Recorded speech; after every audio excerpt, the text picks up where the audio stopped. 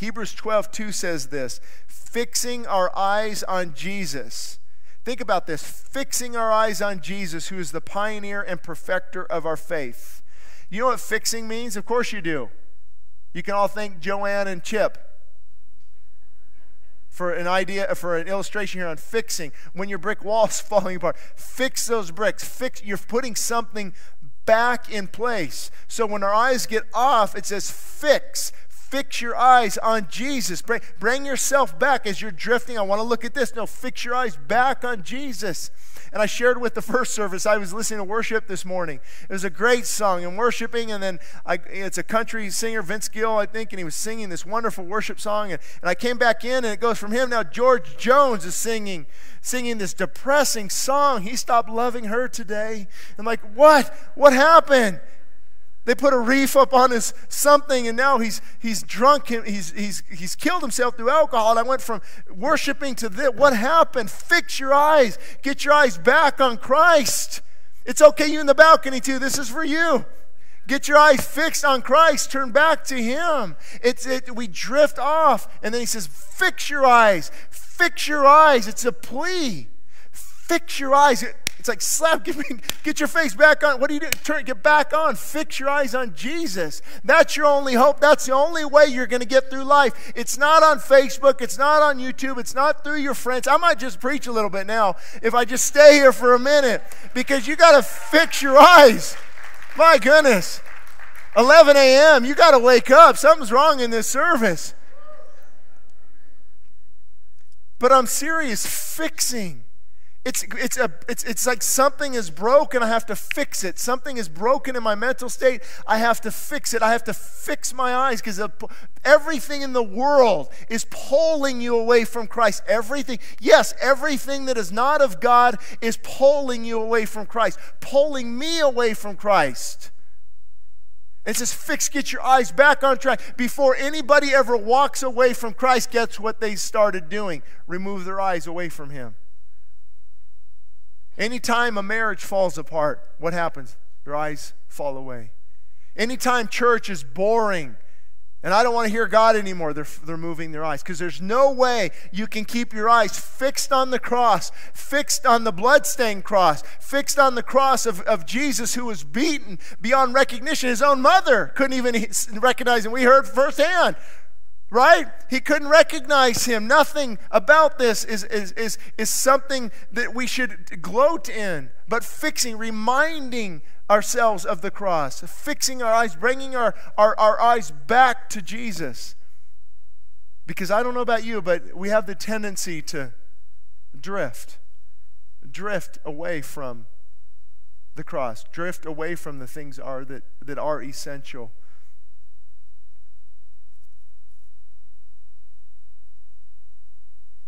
You know, that's an interesting point.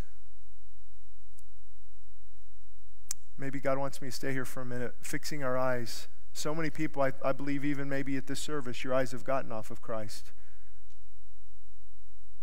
That passion you once had maybe for Jesus is gone. You're going through rules and rituals. You're doing things out of obligation and duty. You've lost your first love. You come to church when it's convenient.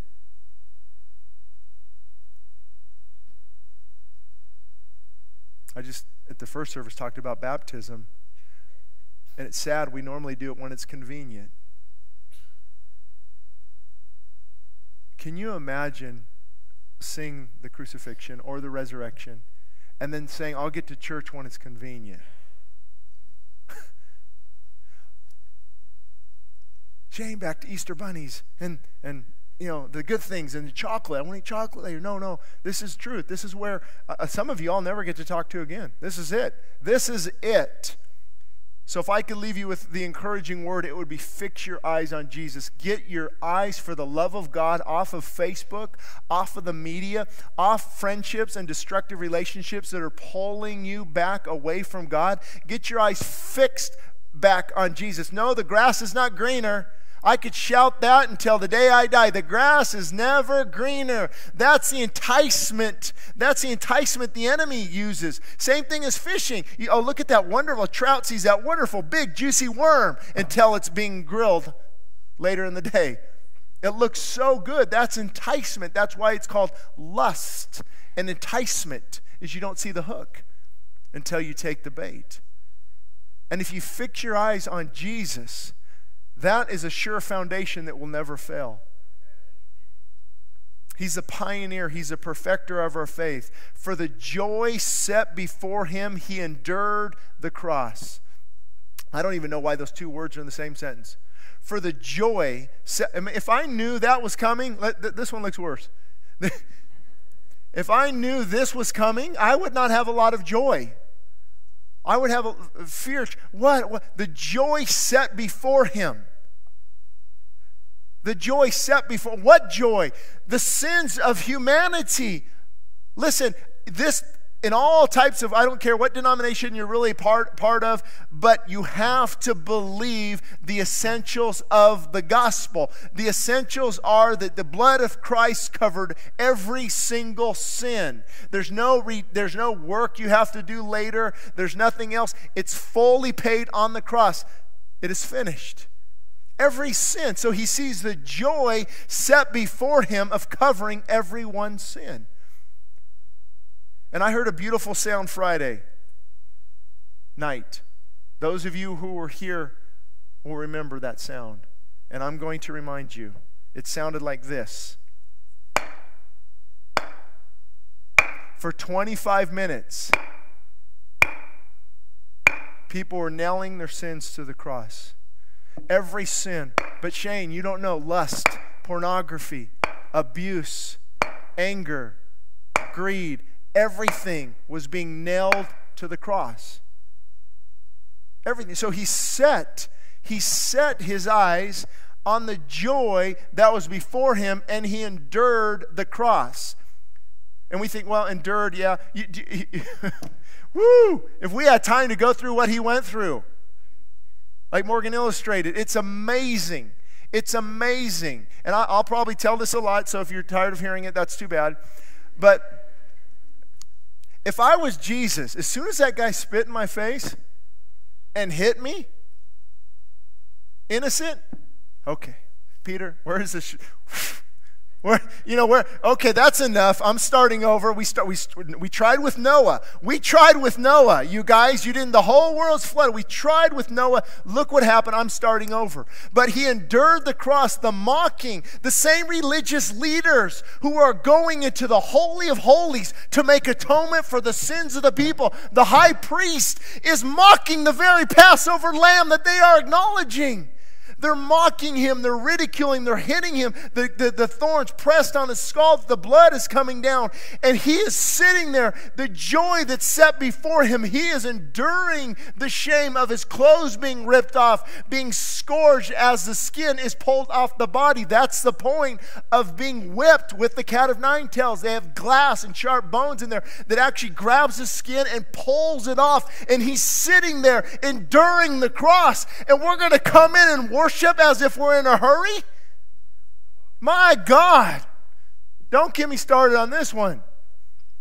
But this is so dramatic. The joy set before him. He endured the pain. He endured the suffering, the scorning, and the shame.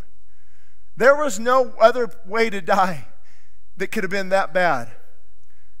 The Bible talks about accursed is the person who's hung on a tree. And I often wonder, God, why didn't you just take him way up on Mount Moriah? Nobody was there. Just slay him. It's done. Thank God. But he's a public spectacle. The shame. And theologians are divided.